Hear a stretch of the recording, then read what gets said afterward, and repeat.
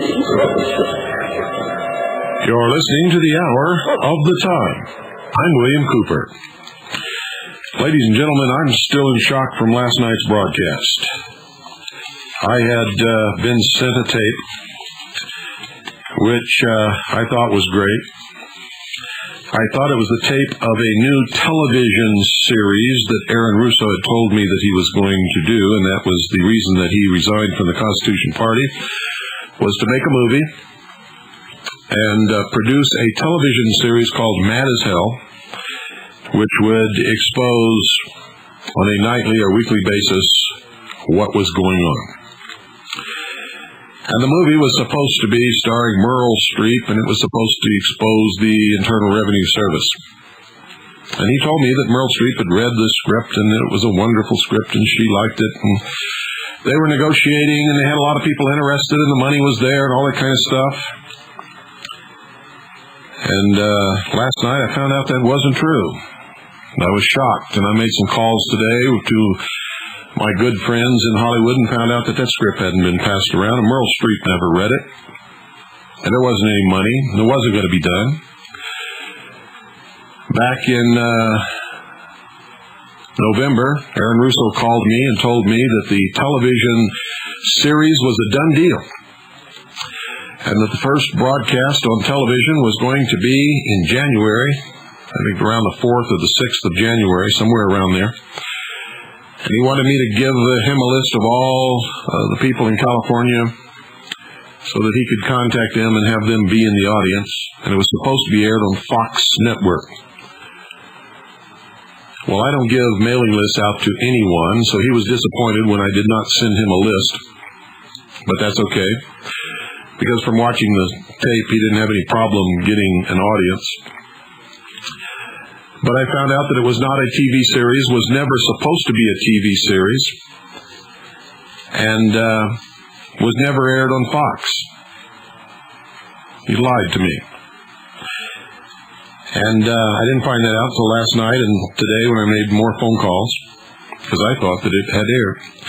Last night when I pushed him for the networks and cable systems and for the satellite that was going to air his infomercial, he vacillated and couldn't give me any of that information, which means he hasn't made any deals to air anything on any infomercials on any satellite, cable networks,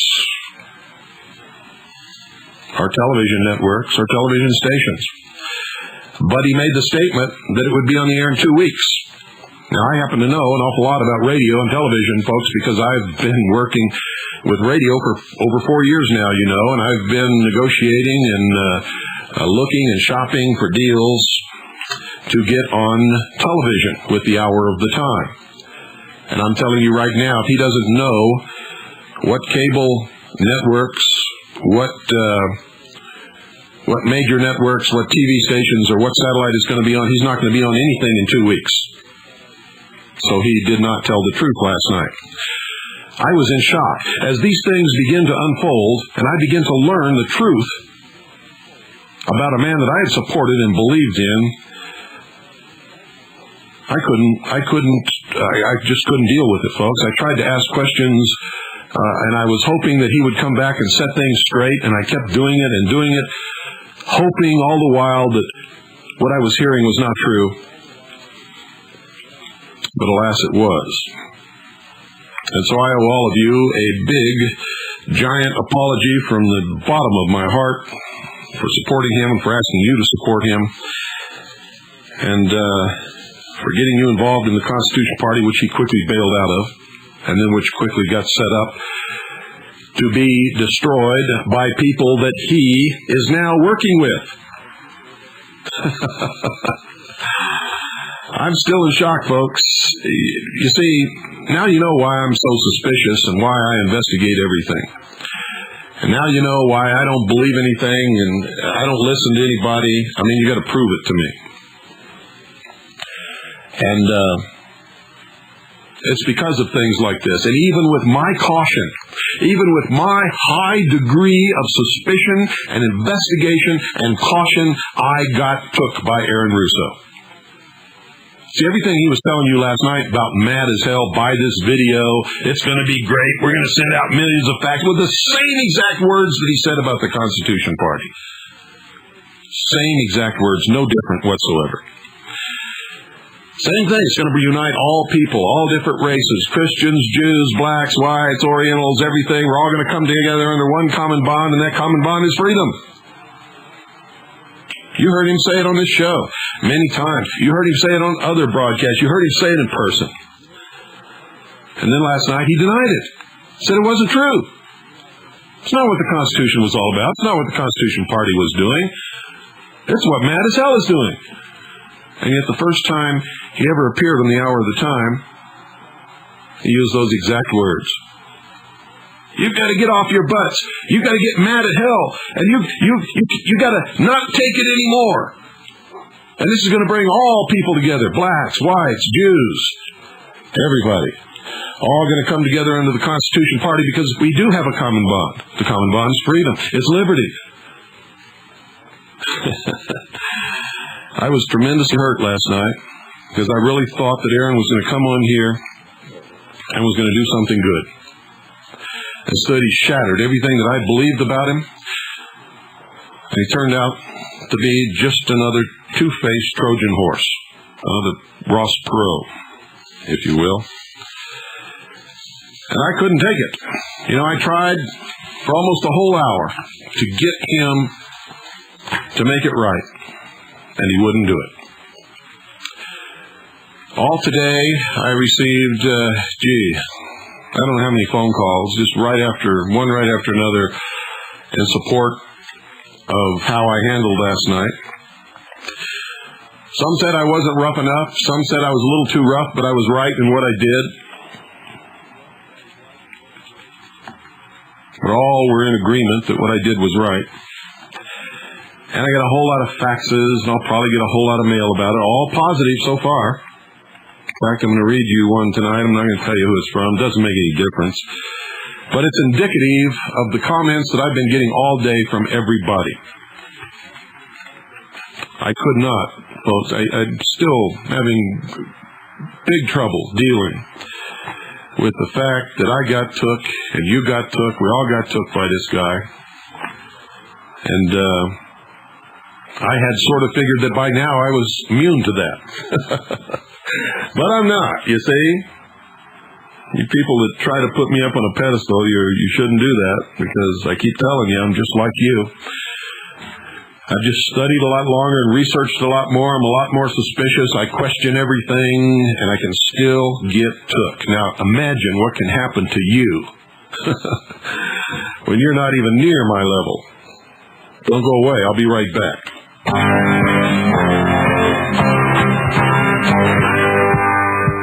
I've got some things to say about the American way, and a crap I'm afraid we're all gonna fall down into.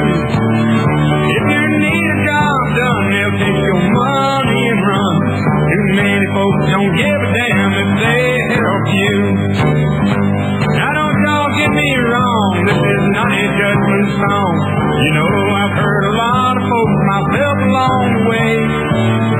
As I go from town to town, I see the same thing going down. They don't give a damn about the job, but they do, they got to pay. Give a damn about your job, don't you let the devil rob. They try to anything that they sign your name to. Let's forget about the banker, let's try to help our neighbors. In America, I'm asking you to give a damn.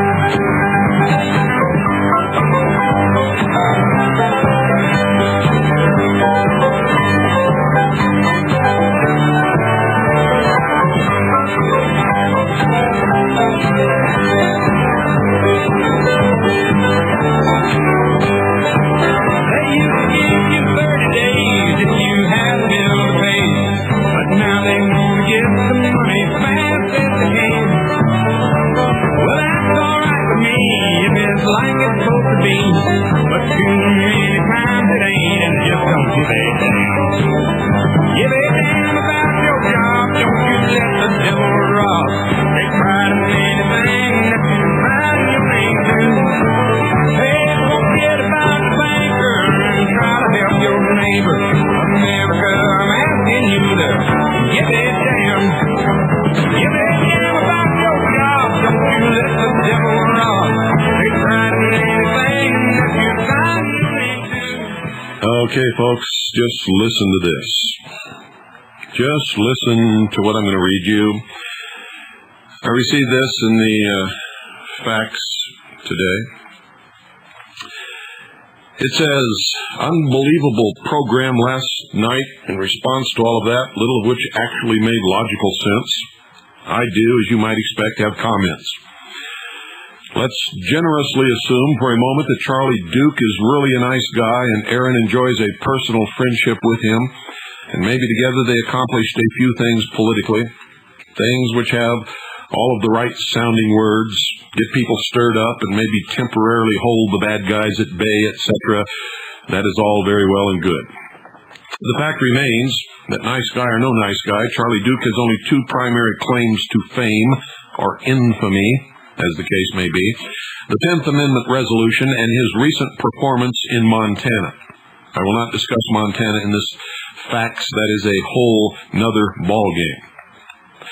If we're going to put ourselves in the position of making assessments, you have to turn off the rhetoric and look at the actions. The action or inaction always tells the real story. The action or inaction also reveals true motivation or true ignorance, so let's look at a few things here.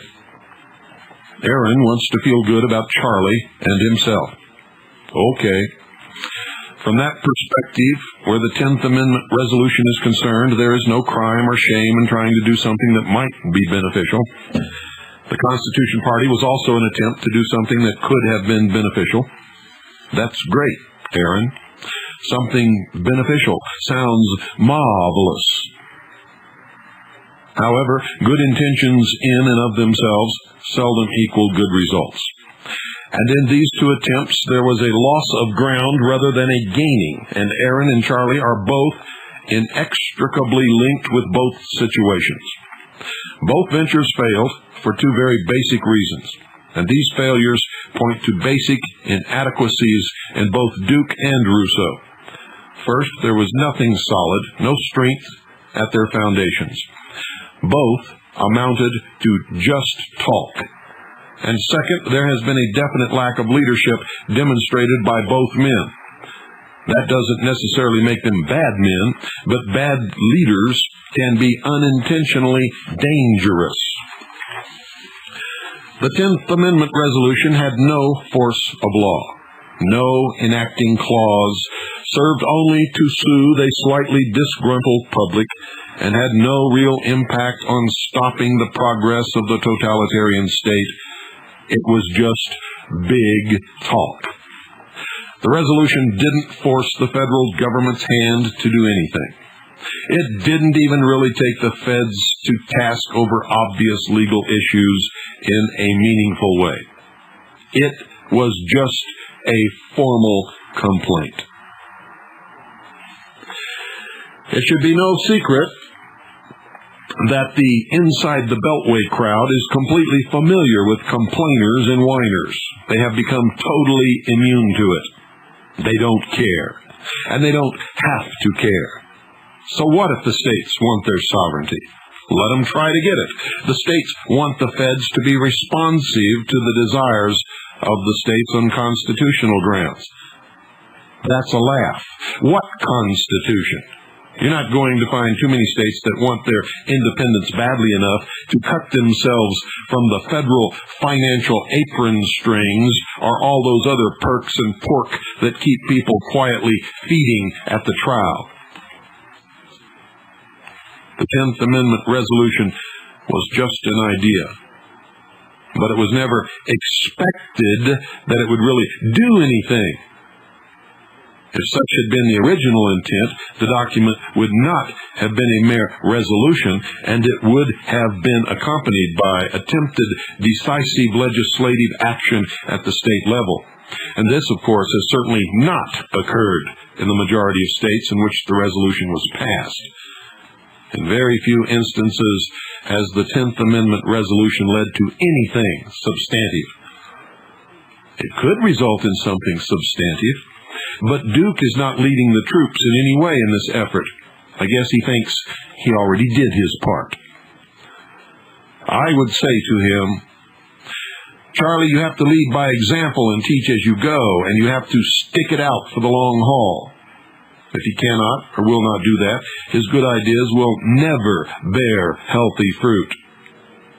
Ideas are great. They are essential, but they have to be brought into manifestation in the senses realm, or they remain only intangible, intellectual, idealistic discourse. Without the physical follow-up of actual human activity and leadership, ideas are nothing more than dreams. They are not in and of themselves real, even if you do put them in writing. So what about Aaron and the Constitution Party? Same basic problems. The Constitution Party, while it was another great idea, suffered from the moment of its birth from division in the ranks, attempts by core members to promote their own non-constitutional agenda, in effect the libertarians, etc., the abandonment of the organization by its founder, and a general disinterest and lack of participation by its core committee once the party had actually formed and was gathering grassroots members.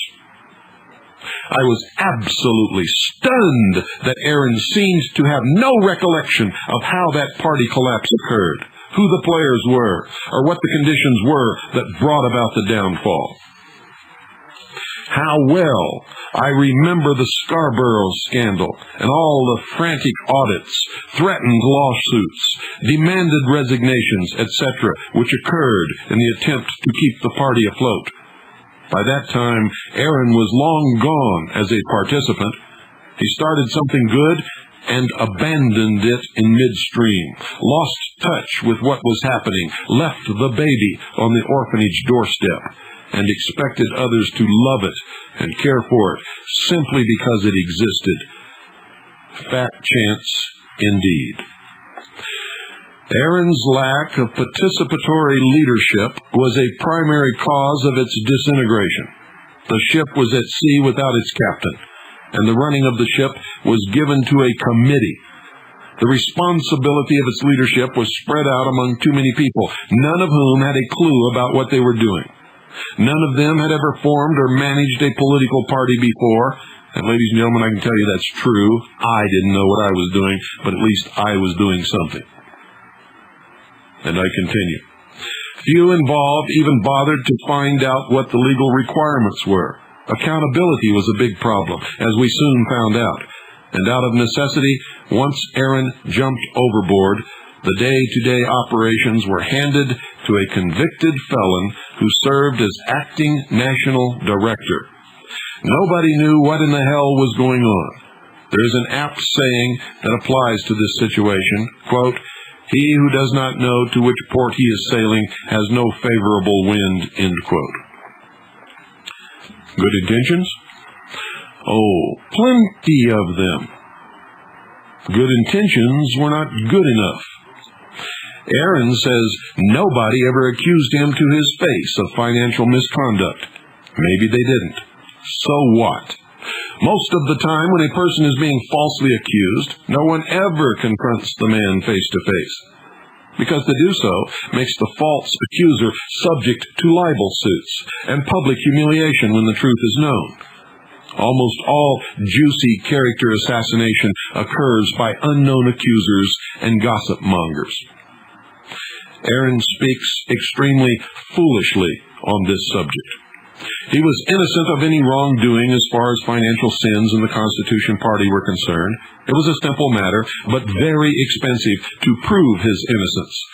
He was ultimately exonerated, and the accusers put themselves in a position of being no longer trustworthy, and in turn, the accusers' own misconduct with the party money and directorship was revealed. So what can it possibly be that convinces Aaron that these same people who dragged his name and reputation through the mud really have his best interests at heart? It is beyond the realm of reason. What in the world does Aaron think led to all of the independent audits of the Constitution Party books? Does he believe that those expensive and time-consuming reviews of the books were just a fun thing to do? Those independent audits were conducted for no reason other than to protect Aaron's good name, and I know that at least one of them was personally financed by you with your own money. Does Aaron believe that the cost of the audits was justifiable? If he does, then he must know that the audits were a necessary defense against the false accusations that were made against him by Scarborough, Duke, and Sharon Ford. So nobody accused Aaron to his face. That statement means absolutely nothing. It is pretty damned obvious that he was being accused, or there would have been absolutely no need for the extensive and repeated audits, the revamping of the leadership structure, or anything else that occurred as the party collapsed. I remember that entire incident as if it were yesterday, primarily because you asked me to look into finding another independent auditor and party financial manager at the time when we were all desperately trying to rescue the Constitution Party from its apparent demise. There were certain certification documents needed which showed that the party was properly affiliated, legally formed, etc., etc. When you made attempts to obtain those legal documents so that I could move forward with the new auditors for yet another independent audit, those documents were never provided by Aaron or his attorneys. Aaron's disinterest was made perfectly clear. It was at that time that I said to you, "Why is it that you are responsible to do all of this by yourself? Aaron started this thing, and he needs to take an interest in it." From that point on, it seemed best to withdraw from the situation, which we both did. None of the other forming committee members volunteered to assist in any way or to accept any responsibility for the running of the party. It was obvious that the Constitution Party was over. It died because its founder abandoned it. Its forming committee refused to volunteer to assist it when the party was in trouble. The personnel entrusted with party operations were attempting a takeover, were using the money for personal matters, had failed to present real receipts for their expenditures, and then accused Aaron Russo of doing everything that they themselves had already done. There was only you, Bill, struggling to keep it afloat, along with a few grassroots local organizers. Valiant though the rescue effort was, the party could not be saved. And Charlie Duke and Karen Scarborough, in tandem with other parties in the state of Colorado, brought down the Constitution Party from within with very little effort and with malice aforethought. The Constitution Party and the 10th Amendment resolution were misdirected attempts to bring out change. Speaking somewhat philosophically, if there is one absolutely essential quality needed to bring about desired change when your numbers are small, your resources are limited, and your enemies outnumber you in personnel and strength of publicity, it is stick-to-itiveness.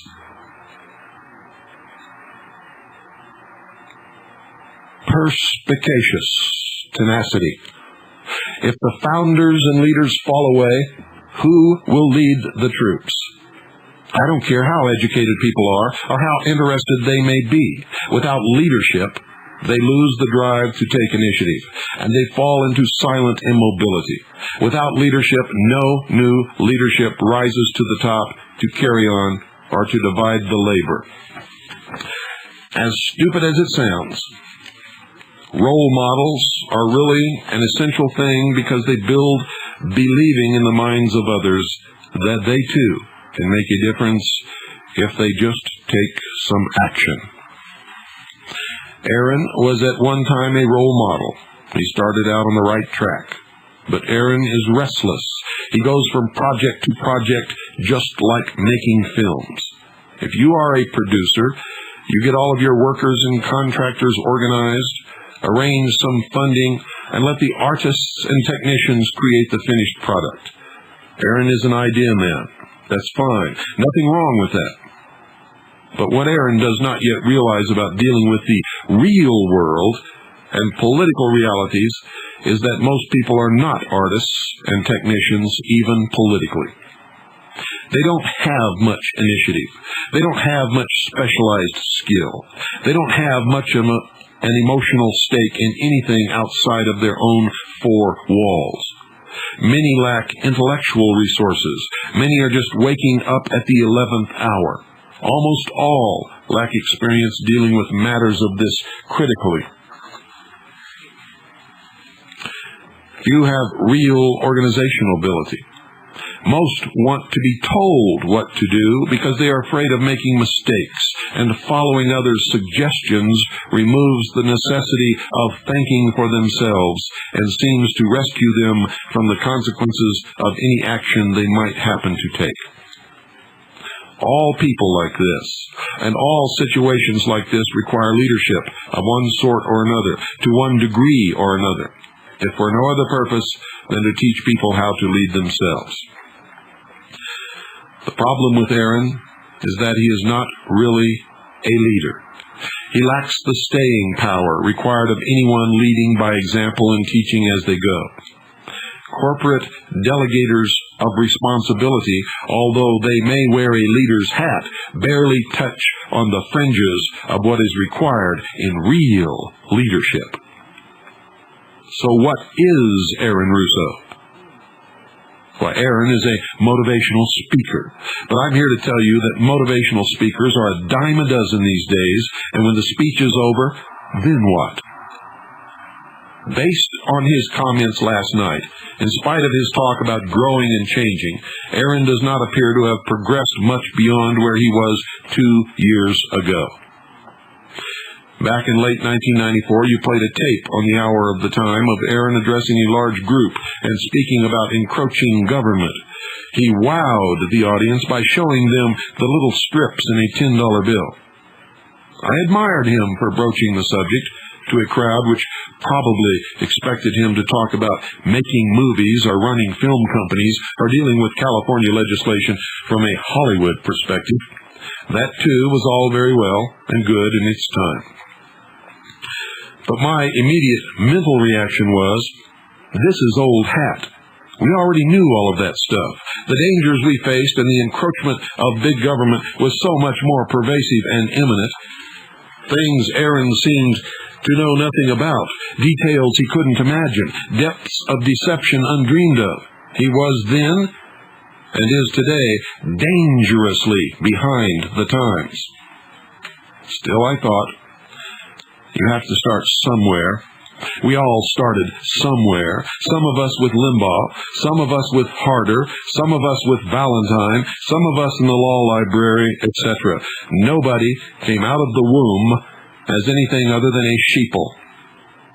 For everyone who ever woke up, there was a period of sleep prior to that waking. And yet there is something else to consider. Waking up is not enough by itself. Being more awake now than I was 3 years ago, I view the things which Aaron thinks are issues of vital educational importance as almost negligible.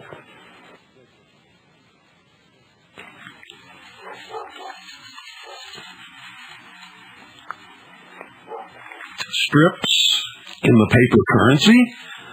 Sure, they're crummy. Yes, they're a form of evidence of the manipulation. They represent a form of proof of the intended governmental control of the citizenry that is readily accessible by anyone with a $10 bill in their wallet. But things have progressed so far beyond the strips and the money that issue serves only as a small wake-up call, one easily ignored to those still sleeping. If you find a strip in your Federal Reserve notes, so what? Does that inspire you to go to the law library and study the history of money, the history of the Federal Reserve, the manipulative theories of Keynesian economics? Does that motivate you to get more educated? Does it equip you to teach anyone else anything else about what we are facing in this country today? In my opinion, it does none of those things. It makes for titillating conversation at a cocktail party. I will return and continue after this pause.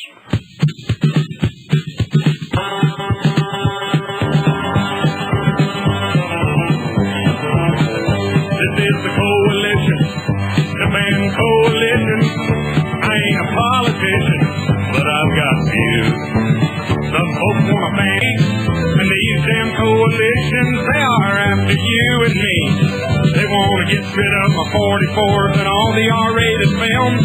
If they only knew how much we'd all love to get rid of them. And this is the coalition, the band coalition. The views of a musician, yeah, I've got some. Some folks want to ban cars, some want to get rid of electric guitars. Why can't everybody else leave everybody else alone? Now the latest thing they want to stamp out is violence on TV. And the worst of all is that Oscar-winning rabbit Bugs Bunny. Farewell, foghorn leghorn. So long, Yosemite Sam. They're messing with our heroes. Ladies and gentlemen, the Hour of the Time is brought to you by Swiss America Trading. I don't know how many of you have ever held a real gold coin in your hand. Something like a $20 gold piece. You know, they make them all the way from $5, $10. I don't know if they make a $15 or not, but I know there was a 5, a 10, a 20, probably a 25, a 50. All coins, all gold, and silver dollars. I remember when I was a young boy, we were being transferred somewhere. My father was an Air Force officer, and while driving to our debarkation point, my father took the family to Las Vegas. And everybody had big bulging pockets full of silver dollars, real silver dollars. Of course, we could not go into the casinos. We browsed along the strip and went to rock shops and visited a railroad museum that was there at that time, is gone now. Real old trains on real old tracks. And later that evening, as my parents came back from their jaunt in the casino, they gave us all some real silver dollars. I remember being so proud to have a silver dollar. It was so big and heavy and beautiful. By golly, it was beautiful. I've never forgotten that. Although I never had a gold coin until well into my middle age years. I had known about gold coins and had read about them. Never known anyone who owned one. Now I know quite a few people who have them.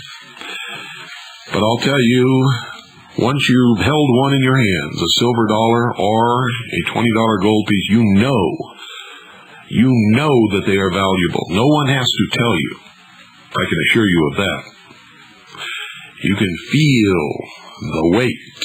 You can feel the value. You can see it. You know that if you had the skill, you could make things with those coins. You see, they have intrinsic value. Value that exists within themselves. Something that the funny money called Federal Reserve notes in your pockets sorely lacks. Does not have at all. You can't even use them as note paper because they're covered with ink. The best you could say about them is the design is a little artistic, and some of the bills might even be considered to be pretty. But that's about it, folks. If you want to get your hands on some real money, if you want to feel value in your hand, if you want to know it without any doubt whatsoever, call Swiss America Trading at 1-800-289-2646 and get some of your own. 1-800-289-2646. I remember not too long ago, Swiss America Trading offered the listeners of this broadcast 1-ounce silver rounds for $4 apiece. And a lot of you took them up on that, and me included. Boy, we made a lot of money on that deal, I got to tell you. 1-800-289-2646. The new newsletter is out. Ask for your copy. And while you're at it, thank them for sponsoring the Hour of the Time. 1-800-289-2646. Do it now. The band coalition. I ain't a politician, but I've got views. Some folks want to ban cars.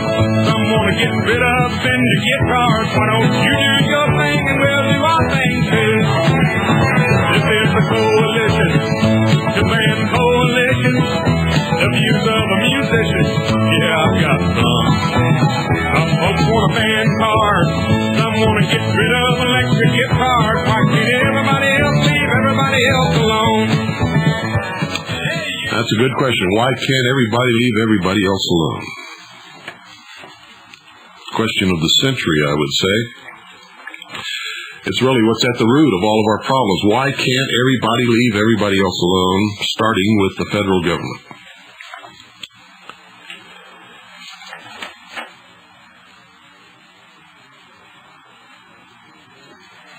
And I continue with the facts that was sent to me today. Is Aaron leading the rush to demand the removal of these nasty little strips in the currency? Has he progressed beyond repeating what someone else told him? Has he done any of the research himself? Is he leading by example? Is he teaching how to lead or how to research as he goes? From all appearances, he is waking the infant and running out the door. He is waking the infant and running out the door, calling over his shoulder, "There's some strained peaches in the Gerber jars on the shelf in the kitchen. Be sure to feed yourself before I get back." Useless, and certain to result in the starvation of the wakened infant. Aaron is also a producer and promoter of what he calls an educational video. Is it? Is the entertainment value greater than the informational content? Has he relied on statements of questionable validity? Has he encouraged the participation of men of questionable character? Has he just had another good idea which, once underway, will be palmed off on others to operate? It all calls to mind ancient words of wisdom. Quote, "For which of you, intending to build a tower, sitteth not down first and counteth the cost, whether he have sufficient to finish it? Lest, haply, after he hath laid the foundation, and is not able to finish it, all that behold it be, being to mock him, saying, This man began to build, and was not able to finish." End quote. Luke chapter 14, verses 28 through 30. What that means to me in relation to both Aaron Russo and Charlie Duke is this. They're both idea men, inspired and motivated by, we should non-judgmentally assume, good intention, and a deep emotional desire to bring about change which they see as necessary for the good of the country. But neither of them act with a solid plan. After counting the cost and determining proper direction to take, in a sense, they have moved impulsively, much to their own detriment and the detriment of the so-called patriot movement. They have failed to adequately lead. Their ideas come to no good, meaningful, significant end. They are two of a kind. They like each other. They can have each other. Together, they will undoubtedly bring each other great grief and remorse. We can only pray that when they fall again, as they surely will, they do not take too many good Americans with them. It's not a crime to lack leadership ability. It's not a crime to be impulsive. It's not a crime to fall in with bad companions. It's not a crime to have ideas. It is also not a crime to be stupid. I sincerely hope that Aaron succeeds in waking others who have not yet heard the call, but I also hope that he realizes that there is no time left for these newly awakened babes to gradually rub their eyes, roll out of the sack, and have a cup of coffee or two before they start their newly informed life. These people Aaron may now awaken will have to hit the ground running or else. Based on his track record and his comments last night, I doubt if Aaron is the least bit prepared himself to lead these groggy troops to any kind of meaningful action whatsoever. Having the information is not enough. You have to learn what to do with it at every level, from the personal to the political. The goal of education is action. Until actions have changed, no education has taken place. It remains to be seen what effect, if any, Aaron can have in his new project. I personally wish him every success and Godspeed, but I cannot go with him. The times are too critical, and he is too far behind on the learning curve. If he and his newly awakened troops get up to speed, they may be able to serve well in the civilian resistance. But at the front lines, they could be as dangerous as the enemy simply because they don't know what's really going on. Even the best of us don't always know what's really going on. But we are better equipped with knowledge, better equipped with leadership, better equipped with organization, better equipped with motivated and trained personnel, and better equipped with experience. We will pray that Aaron, for the innocent blindness of his heart, is not caught in the crossfire. And that's the end of that facts. I was absolutely amazed, ladies and gentlemen, last night that I was hearing from the man who started the Constitution Party and bailed out on it, actually believed that the answer to all of our problems is to sell everybody in the country a $20 video and then send them a fax.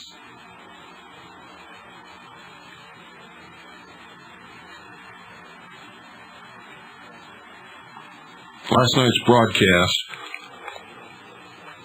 hurt me beyond words. And I know it hurt a lot of you because I heard from you today, both by phone and by fax.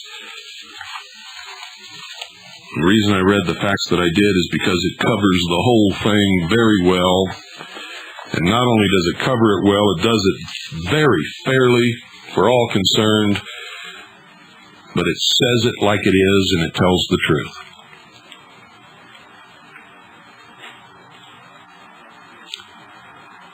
I'd like to hear what you have to think about all this stuff. How did last night's broadcast affect you? How did the demise of the Constitution Party affect you? What do you think about what you've been hearing? The number to call is 520-333-4578 for all of you new listeners. And for those of you old listeners who may have forgotten the number, it's 520-333-4578. Good evening, you're on the air. Hello, this is Jeffrey in New Orleans. Hi, Jeffrey, how are you? Well, pretty good. I was not entirely surprised at what happened last night. I think he did a great service in exposing that schlemiel who thinks he can get away with the kind of song and dance baloney that he's been getting away with.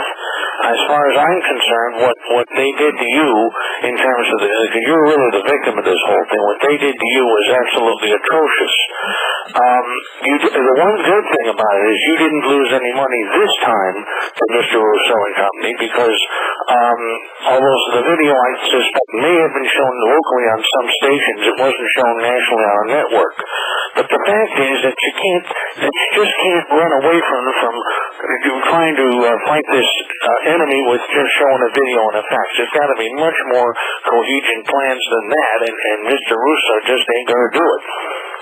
Well, I've got to agree with you, Jeffrey, and it just amazes me that in light of our experience with NAFTA and GATT, where the calls and the faxes against the passage of NAFTA and GATT were running 1,000 to 1 across the spectrum of all religions, races, and people and organizations in this country, that he actually believes that all of a sudden it's going to work now because he sells a video and sends some faxes. And I'm still not satisfied that charging people $5 a month is going to pay for 15 to 20 million faxes every time Congress burps. Well, that's exactly right, and it really comes down to local independent action by each individual working together and so on. That's why I stay in the Birch Society and the Libertarian Party, because at least they have a track record of being able to direct us into plans that do at least have some hope of doing anything. Yes, and while I don't always agree with you, Jeffrey, I know that you are a fearless fighter and a participant, an activist. You love freedom. And by golly, you've been a contributor to this broadcast for since the beginning, as far as I can remember. That's right. Ever since I got the new shortwave a couple of years ago, I'm going to keep working with you guys because, as far as I'm concerned, your people are worth it. So let's keep it going, and don't worry about the Aaron Russos. They can do their damage, but they can't destroy us. Well, what worries me is the fact that I got caught by this guy, and I backed him and recommended him to many of the listeners, and that's something that I try not to do.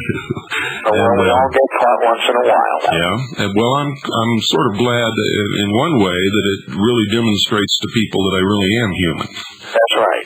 and some of them, up until things like this happen, don't seem to believe that for some reason or other. Yeah, I know. Well, there have been virtues who've been caught too, and so all we can do is keep on keeping on. Well, thank you for your call and for your input, Jeffrey. Thank you. Good night. Thanks. And thank you for being who you are. I know a lot more about Jeffrey than most of you do. I'm not going to tell you what his circumstances are. Some of you have guessed, but anyway, he's worthwhile. Good evening. You're on the air. Yeah, Bill. I had the privilege to meet you at the Los Angeles Constitution Party meeting. How much did that cost you to put that together, that meeting? Quite a bit, as a matter of fact. Altogether, on behalf of the Constitution Party, my family forked out probably in excess of $6,500, about $6,500 or more dollars. I wanted everybody to hear that, and I'm extremely upset. So thank you for your time. You're welcome. Thank you for your call. For those of you who do not know the number, never did know the number, or maybe have lost the number, because we don't do call-ins too often on this broadcast, it's 520-333-4578. Good evening. You're on the air. Hi, I'm Louise from Chicago. Hi, Louise. I've been listening when I can receive you. Sometimes it's interfered with, shall we say. Other times it doesn't come in, but it's through the month of June. I get your broadcast very well. Good. And I've been listening to your talk about the Constitution Party. I was very interested in it. I think right now what we really need to do is move on. The battle continues to rage, and we are continuing to be attacked. And we need to have an alternative plan, a contingency plan in the event of the failed Constitution Party, because, we need to restore the Constitution, and we can't let that fail. Well, that's true, but in light of the nearness of the coming elections and the fact that even though I say this is the last free election we'll ever have, it's not at all. We have no say in this national election. We've got a choice between, Dole and Clinton? That's a joke. Right. You think Charles Collins has a chance? He doesn't. Even if every patriot in this country got behind Charles Collins, he still doesn't have a chance. And so, really, if you really want to know the truth of it, the failure of the Constitution Party was probably a fatal blow to our movement, as far as putting someone in a national position who would be sympathetic to our cause and would help us restore constitutional Republican government to this country. I can tell you with no reservation whatsoever, it's not going to happen now without a fight. Well, I never believed for an instant that it would not happen without a fight, but I'm saying that the fight does go on. I've been doing looking around a lot on the internet. I don't think you understand. Of research, and I would like to, maybe you should devote an entire program to important points to check when doing research, like resources. Like I've been out on the World Wide Web. I've seen a lot of things, including some mention of a preamble to the Bill of Rights. Yes. I felt like an absolute moron not having known that there was a preamble. And I don't hear anyone talking about that on the radio. Oh, we've talked about it many times on this broadcast. We've read the preamble over the air, and we have given out bibliographies and done shows on how to conduct research and how to find resources and what to do in a library, how to treat librarians so that they will actually help you find what you want instead of hiding it from you. We've done all of that, apparently. Well, I wasn't receiving the program email over here. Probably, but you have to remember we've been on the air over 4 years, and it's hard to repeat the same thing over and over again.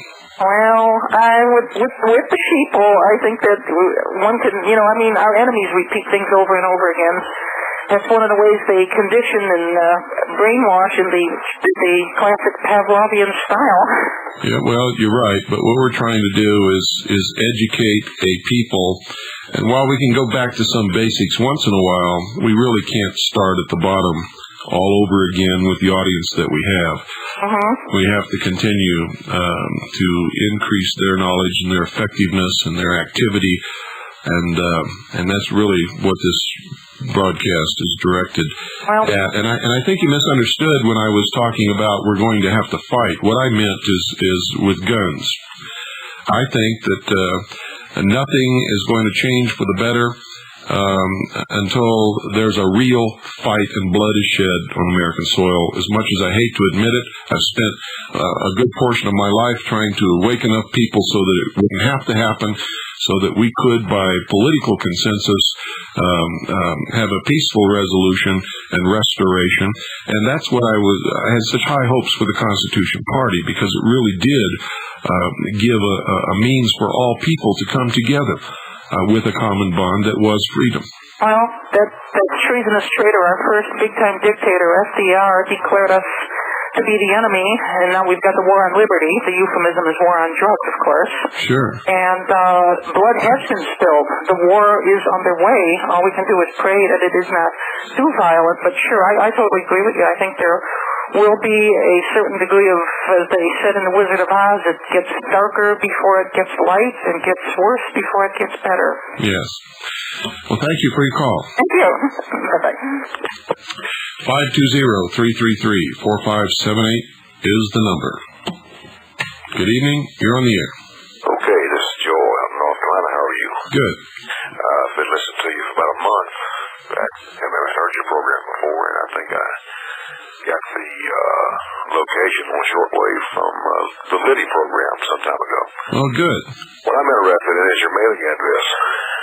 It's Harvest, Harv, as in Victor, EST, P.O. Box 1970, 1970. Eager, spelled E-A-G-A-R, Okay. Arizona, Right. 85925. And for those of you who are struggling for a pen, because you weren't expecting this, it's Harvest, Harvest, P.O. Box 1970, Eager, spelled E-A-G-A-R, Arizona, 85925. You can also get a Veritas subscription at that address by making a money order out to Harvest and sending it in to that address for $39 for 24 issues. Okay, are you still there? I'm here. Okay, I'm a retired Marine. I've enjoyed listening to your program. Semper Fi, my friend. God bless you. Last night I really listened to your program, talking with Russo. I had the distinct impression that you already knew he was selling snake oil when you started talking to him, and that you were leading him on in there. No, not at all. Bush. Not at all. When the broadcast started, I really had believed that Aaron was a true good friend who had done some good things. And as I always do when I have a guest that I know is going to bring up subjects that are going to be questioned by the audience, I try to get those questions answered in the beginning of the program by playing the devil's advocate and asking those questions up front, and then the rest of the broadcast can be devoted to good and helpful things. But those questions brought up answers that I was not expecting at all, and led to other questions, and I was just totally floored by the whole thing. I was more shocked than any of you. Sound like a snake. I don't know who he is, but he sounds like a snake oil salesman to me. He's just screaming and hollering, and not enough conviction. I think he's a good salesperson, probably. Anyway, I just want to let you know that I'm interested in your program and have some things to talk to you about, but I think I'll do it in writing. If you don't mind, I'll just write you. Wonderful. And again, thank you for what you're doing. Hang in there. Thank you for calling. Don't become discouraged.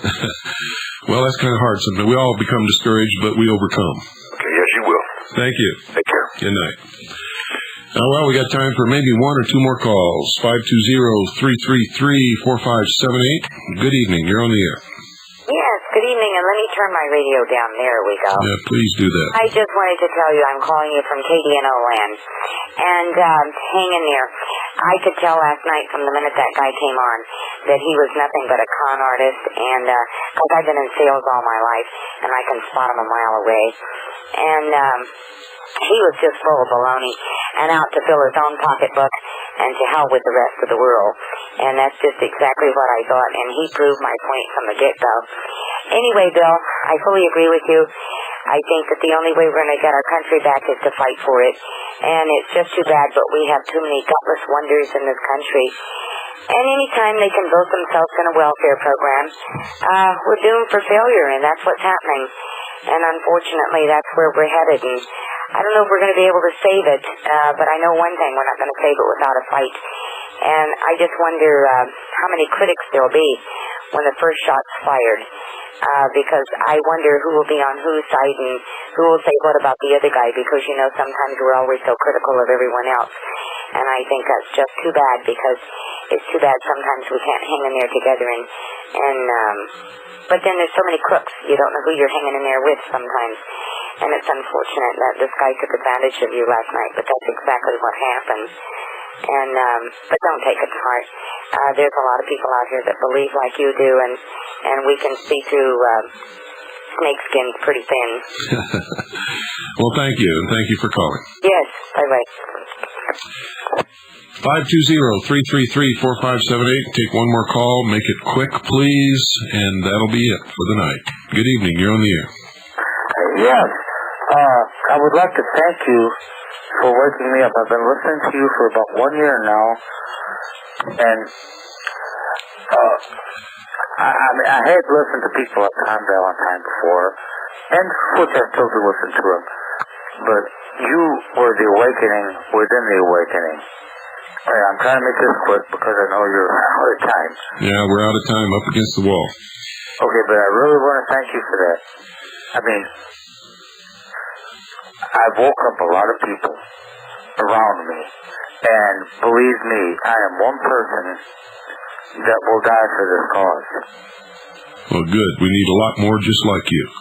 Okay, thank you. I don't want to take up your time anymore. Thank you, and you're welcome for the thanks that you've given to me, and thank you for feeling that way, and thank you for being awake, and thank you for really caring. Good night, ladies and gentlemen, and God bless each and every single one of you.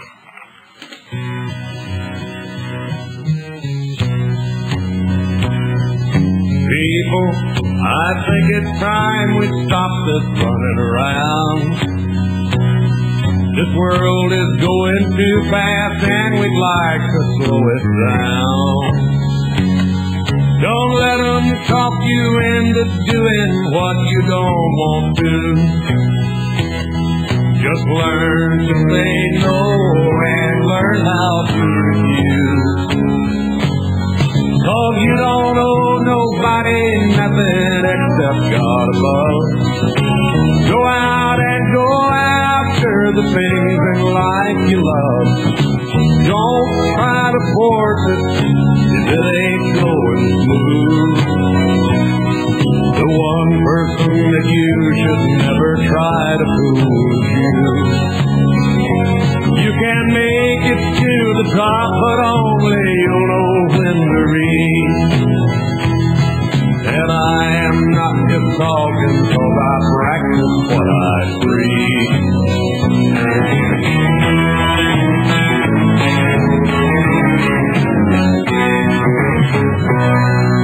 Maybe you don't do all the things you're supposed to. Your boss gives you a job you hate, but you smile, that's the rule. You see yourself playing the game and it's rubbing you wrong. Oh, you don't know how much more you'll take, how long can it go on? Well, you don't owe nobody nothing except God above.